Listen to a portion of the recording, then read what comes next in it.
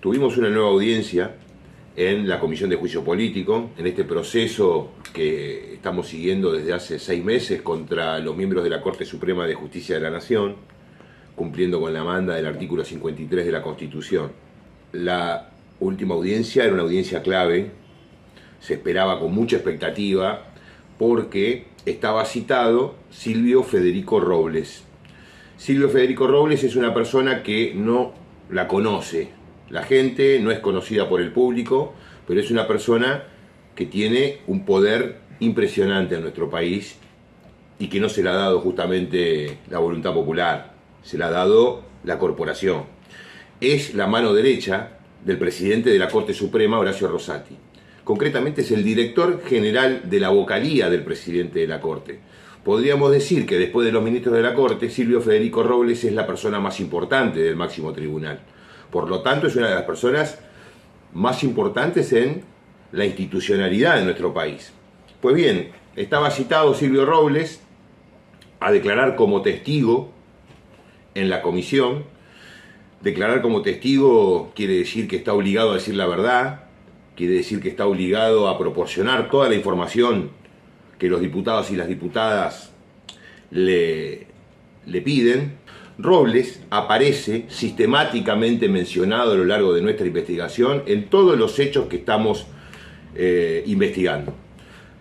El fallo del 2x1, el fallo de la Corte que benefició a represores en el año 2017, según Julio Blanc, periodista de Clarín, según Jorge Lanata, periodista de Clarín, entre otros periodistas de aquella época, señalaron que Robles negoció el fallo Muiña, el fallo de los que benefició a los represores, con José María Torello, asesor de Mauricio Macri, y con Fabián Rodríguez Simón, alias Pepín, el abogado del expresidente.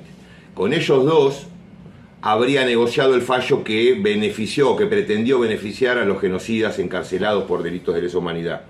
También aparece recurrentemente mencionado en la investigación de la obra social, como una de las personas que deliberadamente buscaba ocultar pruebas, eliminar documentos, que lo que buscaba era disminuir la responsabilidad de su jefe Rosati en un manejo absolutamente irregular, espurio, fraudulento de la obra social. Y por supuesto, también aparecía como un testigo absolutamente necesario en el fallo coparticipación y en el fallo Consejo de la Magistratura, que son los otros dos ejes sobre los cuales nosotros estamos montando nuestra investigación en la comisión.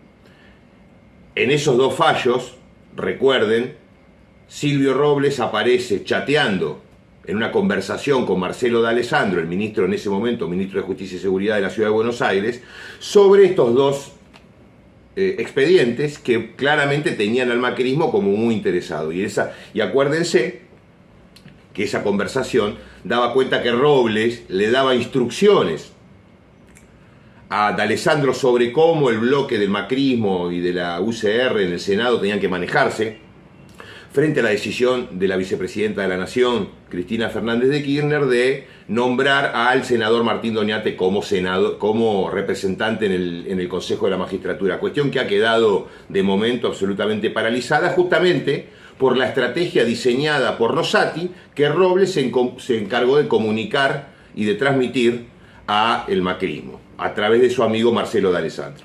Todas estas cuestiones eran las razones por las cuales fue citado a declarar como testigo Silvio Robles. Y lo que pasó fue directamente un bochorno institucional, una vergüenza histórica para nuestra democracia, porque esta persona de tanta responsabilidad institucional, director general de la vocalía del presidente de la Corte Suprema, se vino a burlar de los diputados y diputadas nacionales que hacemos nuestro trabajo, vino a mostrar su desprecio por la voluntad popular, vino a decirnos en la cara que él es impune como su jefe. Y en ese sentido no aportó absolutamente ninguna de las informaciones que nosotros le pedíamos, mintió todo el tiempo, se convirtió en un testigo reticente y por lo tanto incurrió en la figura del falso testimonio. A lo largo de las 4 horas de la declaración, en donde no dijo nada, en donde mintió muchas veces de manera hasta descarada, El señor Robles se basó básicamente en tres cuestiones para no responder, para salir por la tangente, para mantener en la oscuridad toda la información que es necesario que salga a la luz para establecer si los jueces de la Corte están cumpliendo con sus funciones o están incurriendo en mal desempeño o eventualmente en delitos. En primer término, Robles, que cobra más de 2 millones de pesos por mes, es decir, todos nosotros le pagamos al señor Robles más de 2 millones de pesos por mes por una función que no supo decir en la comisión cuál era. No supo decir qué hace en la Corte. Claro, el problema es que en la Corte, y sobre todo en las secretarías y en la vocalía del presidente, tienen que trabajar abogados en su gran mayoría, porque se trabaja con expedientes, se trabaja con leyes, y se trabaja con la interpretación jurídica de un montón de normas. Y Robles no es abogado ni tiene nada que ver con el derecho. Robles es periodista, es egresado del taller Escuela Agencia, es decir, egresado de TEA. ¿Y por qué se negó a decir sistemáticamente frente a nuestras preguntas a qué se dedica en la Corte? Porque no hace otra cosa que operar en los medios de comunicación. Esa es su principal y única función en la Corte. La segunda respuesta genérica que daba ante cualquier pregunta era que él no podía responder ese tipo de cuestiones porque se encontraba alcanzado por la prohibición del artículo 8, inciso B, del Reglamento para la Justicia Nacional, que básicamente es una norma de carácter administrativo que ordena un poco el funcionamiento hacia el interior del Poder Judicial en todas sus instancias, y que en particular en ese artículo que mencionaba sistemáticamente Robles dice que los jueces, los funcionarios y los empleados de un tribunal tienen que guardar absoluta reserva de las cuestiones justamente de ese tribunal. Ahora, sobre esa base, sobre un artículo que efectivamente existe, Robles se negaba a responder preguntas tan elementales como si había creado un grupo de WhatsApp con otros empleados de la Corte, o cuál es el mail que usa Rosati, el mail público oficial que usa Rosati, luego que él indicara que debía destruirse el correo oficial que tenía el presidente de la Corte, algo además absolutamente irregular, o que es información pública lo que se guardaba ahí y hoy está desaparecida. Bajo ese argumento se negó a responder, por ejemplo, si él se trasladaba a otras oficinas de la Corte para darle indicaciones que Rosati le había transmitido. Es decir, cualquier cuestión elemental vinculada al funcionamiento de la Corte y particular de la vocalía de Rosati fue rechazada sobre esa cuestión. Lo notable de esta cuestión es que durante estos 6 meses previos a la declaración o a esta fallida declaración de Robles ante la comisión, declararon 23 funcionarios de la Corte Suprema de Justicia. Ninguna de esas 23 personas se amparó en el artículo 8 del reglamento de la Justicia Nacional como lo hizo Robles. Nadie consideró que las preguntas que le hacíamos no podían ser respondidas porque ellos tenían la prohibición de hablar de las cuestiones vinculadas al funcionamiento de cada tribunal o en ese caso cada dependencia. Entonces yo me pregunto, o le pregunto a la Corte Suprema, ¿quién está en falta? Los 23 funcionarios que declararon sin ampararse en el artículo 8, o el único funcionario, Robles, que no es abogado, que sí hizo uso de esa facultad, que además, como vimos, no tenía absolutamente nada que ver, no lo justificaba, no era un argumento válido para oponer.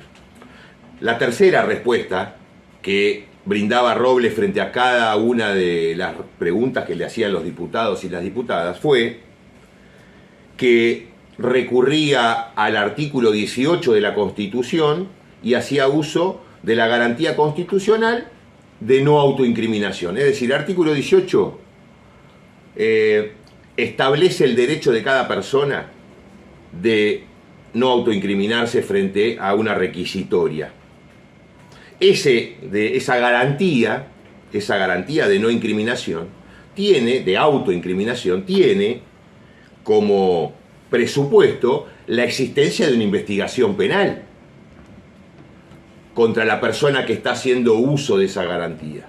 Pues bien, acá Robles se cansó de invocar ese derecho y por lo tanto a negarse a responder preguntas vinculadas a sus conversaciones con D'Alessandro, vinculadas a las amenazas que habían recibido distintos trabajadores de la Corte denunciadas por el contador Marchi. Se negó a responder la pregunta de si el presidente de la Corte le encomendó gestionar contratos para jueces que tenían que resolver casos en los que estaba vinculados el propio Rosati. Es decir, todas las preguntas de los diputados y diputadas fueron rechazadas por Robles bajo este argumento: si yo hablo me autoincrimino. Entonces ahí tenemos que sacar algunas conclusiones de este bochorno que pasó ayer. ¿Dónde están las investigaciones penales abiertas contra Robles? ¿Cuáles son? ¿Por qué se lo investiga? Porque si vamos al argumento de Robles, toda su vida, desde que se levanta hasta que se acuesta, es un delito, porque no contestó absolutamente ninguna pregunta vinculada a su trabajo diario, a los alcances de sus tareas, y se negó a responder bajo el argumento de que podía autoincriminarse. Es decir, comete delito desde que se levanta hasta que se acuesta este hombre. Y no olvidemos que es el director general de la vocalía del presidente de la Corte Suprema de Justicia de la Nación. En segundo lugar, si tiene todas estas investigaciones abiertas, si no puede responder ninguna pregunta porque se autoincrimina, entonces me imagino que la Corte estará en conocimiento de esas investigaciones. Tiene que saber cuáles son las causas, o porque se las informó el propio Robles, o porque de alguna manera se tuvo que enterar por su contacto con los tribunales que tienen a cargo estas causas. Y si las causas están abiertas y si la Corte está al tanto de que hay investigaciones penales abiertas, ¿hay sumarios administrativos contra Robles?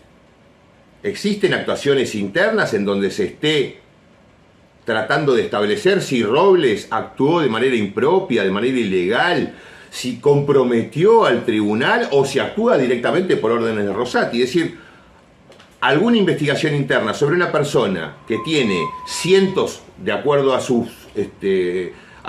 excusas, tiene cientos de causas penales abiertas, me parece que justamente eso no da cuenta de un tribunal transparente. Es decir, es una vergüenza inaudita en nuestro país que uno de los máximos funcionarios de la Corte Suprema no pueda hablar absolutamente nada sin autoincriminarse.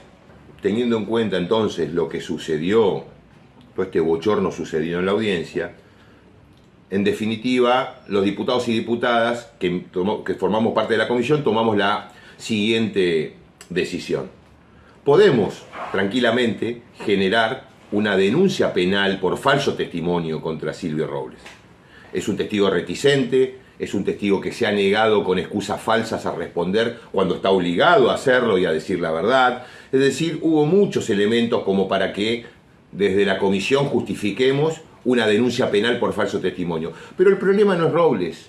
Robles es solamente un instrumento, como fueron todos los testigos, para establecer si Horacio Rosati, Carlos Rosenkranz, Juan Carlos Maqueda y Ricardo Lorenzetti han incurrido en causales de mal desempeño o han incurrido en delitos. Para eso queremos a Robles. Por eso no nos interesa hacer una denuncia contra él para que lo investiguen. No es el sentido. Lo que buscamos es que venga, que nos cuente, que declare y que responda a las preguntas. Por lo tanto, frente al argumento del artículo 8 del reglamento, lo que hemos decidido con los diputados y diputadas es pedirle a la Corte que, más allá de que claramente no es procedente esa excusa, lo cierto es que para facilitar las cosas y para que podamos conseguir las respuestas que necesitamos de un personaje como él, que es funcionario público de la máxima jerarquía, le pedimos a la Corte que lo releve de la reserva que debe guardar el funcionario Robles. Es decir, si la Corte le dice, vos podés declarar sobre cuestiones vinculadas al funcionamiento del tribunal y por lo tanto lo releva de la reserva del artículo 8, va a poder venir a declarar y va a poder contestar las preguntas que no quiso contestar en la última audiencia.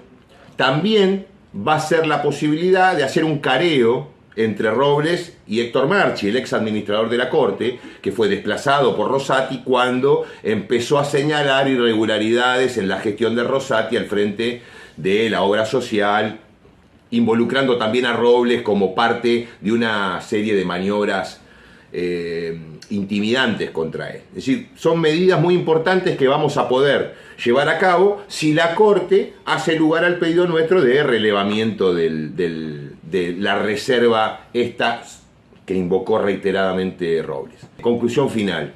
Silvio Robles demostró ayer que la Corte Suprema de Justicia de la Nación tiene que ser investigada. La audiencia de Silvio Robles fue la mejor demostración de que estamos en el camino correcto, de que es saludable, que es indispensable investigar a la Corte. Porque Silvio Robles representa lo que es la Corte, ese personaje oscuro que desprecia la voluntad popular, que somos nosotros los diputados, ese personaje que decidió ocultar absolutamente todas las cuestiones que él maneja en la Corte. Es un fiel reflejo del tribunal, es un fiel reflejo de los ministros que tenemos en la Corte Suprema de Justicia. Y por lo tanto, esa declaración fallida, esa presencia ante los diputados, este escándalo que se generó, es la mejor demostración de que estamos en el camino correcto, de que son la mafia. Silvio Federico Robles. Como soy empleado y funcionario judicial, estoy comprendido dentro del Reglamento de Justicia Nacional. El artículo 8, inciso B, me obliga a guardar absoluta reserva de las cuestiones del tribunal. No manejo temas jurisdiccionales. Me remito a lo que dije al principio. En atención al artículo 18 de la Constitución, no voy a responder esa pregunta. No manejo temas jurisdiccionales.